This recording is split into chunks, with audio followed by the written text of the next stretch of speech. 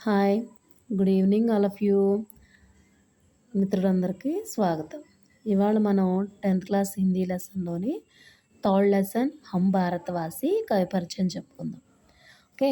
రాసేటప్పుడు ఫస్ట్ పాఠ్ కా నామ్ హమ్ భారతవాసి. హమ్ భారతవాసి. కవి కా నామ్ శ్రీ ఆర్‌పి నిశాంక్. కవి గారి పేరేంటయ్యా అంటే శ్రీ ఆర్‌పి నిశాంక్ గారు. ఆయన ఎలాంటి విధానంలో రాశారు అంటే కవిత. అసలు ఈ ఆర్‌పి నిశాంక్ అంటే ఏంటి అని మనం అనుకుంటాం కదా! ఆయన పేరు వచ్చేసరికి రమేష్ పోఖ్రియాల్ నిశాంక్. జన్మ ఆయన జన్మ వచ్చేసరికి 1958 1958 में उत्तराखंड के पौड़ी జిలే के పీనాని గావ్ మే హువా. ఆయన 1958వ సంవత్సరంలో ఉత్తరాఖండ్‌కే పౌడి జిల్లాలోని పీనాని అనే గ్రామంలో జన్మించారు. ఆయన యొక్క రచనలు చూడండి. ముझे విధాతా బన్నా హై, కోయి ముష్కిల్ నహీ, తుమ్ భీ మేరే సాత్ చలో, జీవన్ పథ్ మే, సమర్పణ్, మాతృభూమి కే లియే, నవంకుర్. ఆయన యొక్క రచనలు టిక్తో చెప్తా చూడండి. మీ ఫ్రెండు మీరు కలిసి వెళ్తున్నారు. మీకు ఒకసారి ఏమనిపించింది, నాకు బ్రహ్మదేవుడు అవ్వాలని ఉందిరా అని చెప్పి మీ ఫ్రెండ్కి చెప్పారు.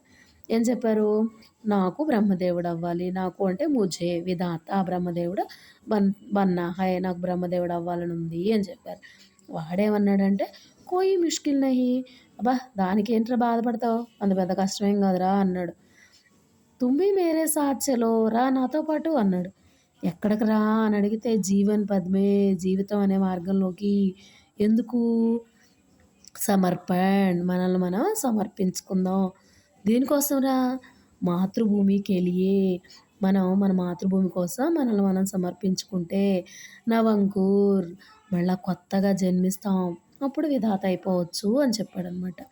రచనలు ఏంటి, ముझे విధాత బన్నా హై, నాకు బ్రహ్మదేవుడు అవ్వాలని ఉంది. కోయి ముష్కిల్ నహీ, పెద్ద కష్టమేం కాదు. తుంబి మేరే సాత్ చలో, నువ్వు కూడా నాతో పట్టురా అన్నాడు.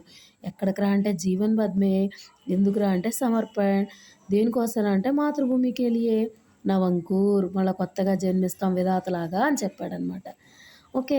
ఇది ఏ గ్రంథం నుంచి తీసుకోబడింది మనకి ఈ లెసన్ హమ్ భారతవాసి అంటే ఏంటి, మాతృభూమికి లియే అనే గ్రంథం నుంచి తీసుకోబడింది. సంగ్రహిత కావ్య దేని నుంచి తీసుకున్నాడయ్యా అంటే మాతృభూమికి లియే అనే దాని గురించి తీసుకున్నారు. విశేషత, ఈయన యొక్క విశేషతలు ఏంటి అంటే ఉनको సాహిత్య को చెన్నై తదా హౌబర్గ్ విశ్వవిద్యాలయ పాఠ్యక్రమ కే రూప్ మే స్వీకార్ కియా. ఆయన యొక్క సాహిత్యాన్ని చెన్నై మరియు హోంబర్గ్ విశ్వవిద్యాలయాలు పాఠ్యక్రమం రూపంలో తీసుకున్నారు. ఇప్పుడు అలాగే మన పాఠంలో కూడా హమ్ భారతవాసి అనేది ఒక పాఠం రూపంలో తీసుకున్నారు అనమాట ఆయన సాహిత్యంలోని. 1909 में उत्तराखंड के मुख्यमंत्री के रूप में रहे थे. 2009వ సంవత్సరంలో ఆయన ఉత్తరాఖండ్ యొక్క ముఖ్యమంత్రిగా ఉన్నారు. ప్రస్తుతం మానవ సంసాధన్ వికాస్ మంత్రితే. ఆయన ప్రస్తుతం ఏ శాఖలో మంత్రిగా పనిచేస్తున్నారంటే మానవ వికాస మంత్రాలయంలో మంత్రిగా పనిచేస్తున్నారు. ఎవరు, ఆర్‌పి నిశాంక్ గారు. ఈయన యొక్క రచనల్ని చెన్నై మరియు హోంబర్గ్ విశ్వవిద్యాలయంలో పాఠ్యక్రమ రూపంగా తీసుకున్నారు. 2009లో ఆయన ఉత్తరాఖండ్లో ముఖ్యమంత్రిగా పనిచేశారు మరియు మానవ వికాస మంత్రాలయంలో ప్రస్తుతం మంత్రిగా పనిచేస్తున్నారు. ఎవరయ్యా అంటే శ్రీ ఆర్‌పి నిశాంక్ గారు. పాఠం పేరు హమ్ భారతవాసి. కవి ఆర్‌పి నిశాంక్. ఆర్‌పి నిశాంక్ అంటే రమేష్ పోఖ్రియాల్ నిశాంక్. ఈయన ఉత్తరాఖండ్లోని పౌడి జిల్లాలో పినాని గ్రామంలో జన్మించారు.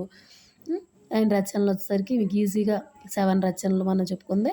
ముझे విధాతా బన్నా హై, కోయి ముష్కిల్ నహీ, తుమ్ భీ మేరే సాత్ చలో, జీవన్ పథ్ మే, సమర్పణ్, మాతృభూమికి లియే, నవంకుర్ అనేవి ఈయన రచనలు. ఓకేమా, అర్థమైంది కదా. ఇవి మనకి ప్యాటర్న్ మారింది కాబట్టి ఆయన రచనలు ఏంటి అని అడగొచ్చు, ఆయన విశేషతలు ఏంటి అని అడగొచ్చు, ఆయన యొక్క అసలు పేరు ఏంటి అని అడగొచ్చు, ఆయన జన్మస్థలం ఏంటి అని అడగొచ్చు. ఇందులో 2, 3 లేదా అడుగుతాడు. మనం వాడికి కరెక్ట్ సమాధానాలు చేస్తే 5 మార్క్స్ గెయిన్ చేయగలుగుతాం. ఓకేమా, all the best all of you. బాగా చదివి బాగా రాస్తారని కోరుకుంటున్నాను ఎగ్జామ్స్. బాయ్.